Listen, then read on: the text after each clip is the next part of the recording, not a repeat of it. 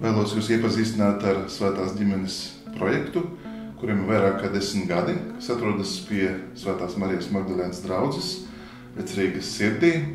Un priecājamies, ka varam šeit piedāvāt dažādas aktivitātes.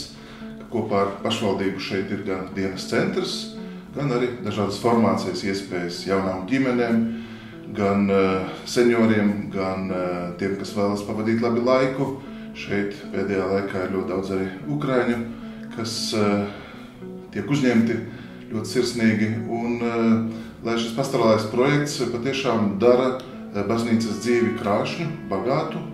Un no pieredzes gribam teikt, ka šajos 10 gados ļoti daudz kas draudzē ir mainījies, pateicoties tieši šim dienas centram, Svētās ģimenes māja, kur mēs gan kā draudzes locekļi, gan uzņemot viesus. Un arī zīmīgi, ka tieši šeit pāvests Francisks izvēlējās satikt bīskapus, pusdienot, mazliet viņš šeit ir atpūtās. Ar to mēs esam iegājuši tādā baznīcas vēsturē. Šī vieta mums ir dārga, jo īstenībā šeit šī vieta atcaucas mūsu atmiņā cisterciešu klosteri, kas 13., 14., 15. gadsimtā šeit bija, un šīs ēkas tātad ir spilgta liecība par klostera dzīvi.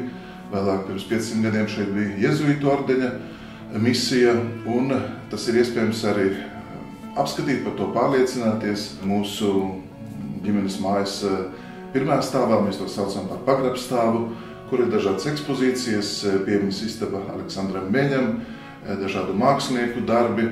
Vēlamies jūs iedrošināt, nāciet ciemos, nāciet kā tie, kas vēlas iesaistīties un dot no sevis visu to labāko.